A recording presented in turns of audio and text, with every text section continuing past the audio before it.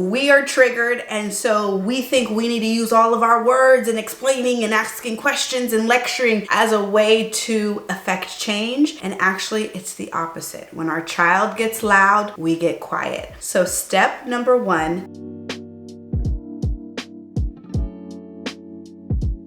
Now, I know when it comes to aggressive behaviors, it's tempting to overcomplicate things by reacting emotionally in the moment and getting angry at ourselves and yelling and punishing and threatening. Do you want to lose your ice cream for today? Or we might try to use logic and reasoning and over-explain ourselves and why, things have to be a certain way, or why our boundaries are this and not that, or like knee-jerk reaction, ask them questions that are really rhetorical and don't really move the needle forward, like, what are you doing? Or why are you doing that? Or we might try to lecture them into better behavior, or maybe we just shut down and ignore it altogether and we're just like, didn't see that anyways. And really what these things do is they overcomplicate our lives. They actually end up adding fuel to the fire without meaning to. And trust me, I'm guilty. I've been there before. And I know that anger and aggression is really triggering as parents. And so I want to help be the voice of reason and actually make your life easier. I feel like sometimes in the parenting world, we're kind of overcomplicating things. Things don't really need to be that complicated. And so I just want to give you a simple step-by-step plan when your child gets aggressive, okay? So that you walk into this moment like, hey, I've talked about this before. I've thought about it. I have a plan. This is how it's going to go. An overall premise of this plan is that when our child gets loud, when their behavior gets big, we get quiet, we get more intentional, and we actually let our actions speak louder than our words, okay? Because often, like I said, we are triggered, and so we think we need to use all of our words and explaining and asking questions and lecturing as a way to affect change. And actually, it's the opposite. When our child gets loud, we get quiet. So step number one is to get quiet. The first step is to limit your words, okay? Next step is to focus on making your actions louder than your words, right? Making your actions speak for you. So oftentimes when our child is very dysregulated, all they need from us is to be their calm, confident leader who comes in and ushers them towards safety. Now, every situation is nuanced. Every situation and context is different. So this might look like physically moving your body away if they're getting aggressive. This might look like bringing your child to another room, not to exclude them, but to come with them to a more quiet, secluded area. This might look like removing an object from their hand if they're about to throw it. This could look like a variety of things depending on the context. But the overall idea here is I want you to be more focused on allowing your actions to speak for you in the heat of the moment.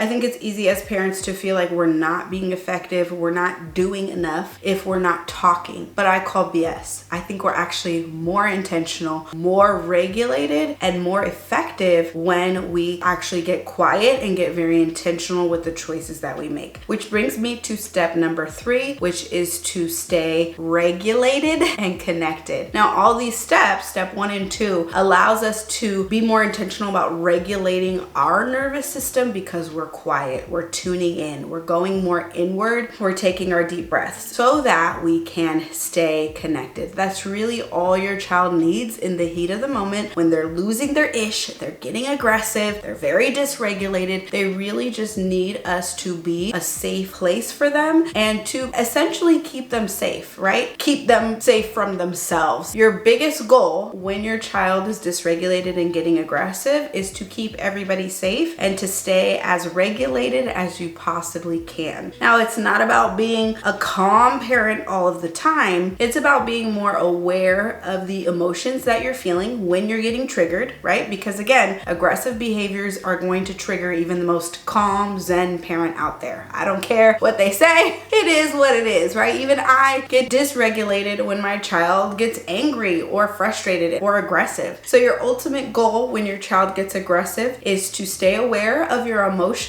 so that you can respond more intentionally. The other thing I want you to remember is that when your child gets aggressive, it's not the time to use logic. It's not the time to lecture them and ask them questions. It's basically really not the time to talk. Even though your mind is gonna wanna go there and tell you that to be an effective parent, you need to be talking and lecturing your child, but that's not true. It's really a time for going within and staying regulated ourselves so that we can respond intentionally. And remember, when our child's emotional brain is activated, they can't register language very well, and it's likely to dysregulate them even further. What I also want you to remember is that a lot of the work when it comes to aggressive behaviors is done outside of the moment, okay? So it's not that we just focus on staying calm, don't say anything, assert our boundaries, and then move on with our life. No, don't do that. That's a surefire way to see these things come up again and again and again and again and again. So a lot of the work is done outside of the moment when we take time to circle back to that moment,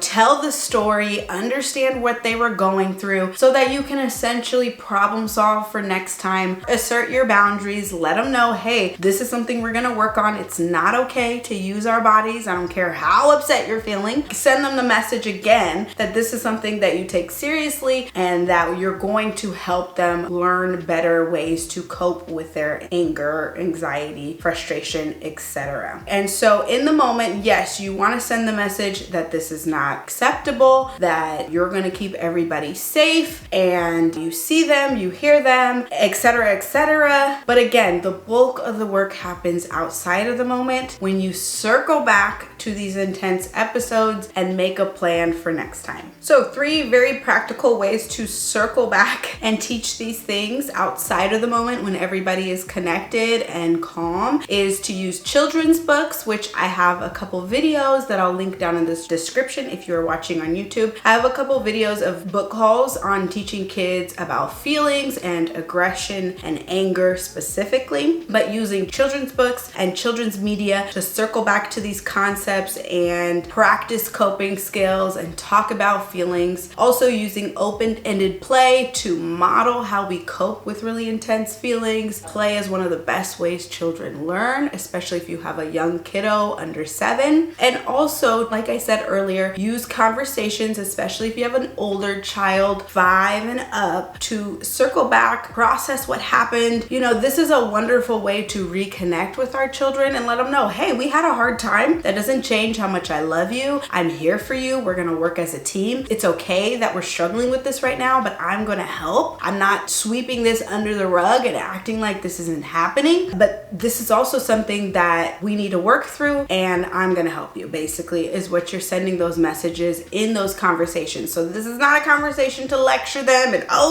you hit me and that's not okay and you need to think about what you did and etc. Like, that's not what I'm talking about when I say circle back. I'm saying actually hear from your child's perspective what it was like for them to have that feeling, even taking it a step further to ask them, did you feel anything in your body? Using that time to educate them about feelings, and also sending them the message they always have the power to choose. Let's think through our choices. What other choices could we have made in that moment? How can I help you make better choices, etc., etc., etc. These are ongoing conversations, and until you are circling back in a consistent way when it comes to anger and aggression, you're not going to see changes in the behavior. So be sure to, as best as you can, of course, you don't need to circle back to every mishap. We'd be exhausted. But those very intense episodes where you're like, wow, woo, we were way off track. Make sure you circle back. That can be an hour later, that could be hours later, that could be a day later. It just depends. Every situation is different, but circling back is a huge way to curb aggressive behaviors overall. All right, so let's take this conversation a little bit further. Let me know down in the comments if you're watching on YouTube, what commonly triggers your child's anger and aggressive behaviors so that I can keep making helpful resources for you. Let me know if you have any questions about anything that I mentioned in this episode. And if you haven't already, be sure to check out my new ebook, all on helping our child through anger and aggressive behaviors. So it walks you through the psychology of anger, how to understand and detect your child's level of emotional dysregulation, which is really important to being effective in the moment. It matters how dysregulated your child is. And then I gave you a 3-step plan on how to approach their anger and aggression, just depending on their level of dysregulation. I also give you helpful mindset shifts, because this is so important, because oftentimes, like I said in the beginning, we get triggered. We feel very anxious and flustered in the face of their intense emotions. So I help you rework your mindset so that you can show up more intentional, present, and a little bit more patient. That's always the goal, right? So you can go to themomspsychologist.com/ebook to download your free ebook. All right, that is it for this episode. I'll see you in the next one. Bye.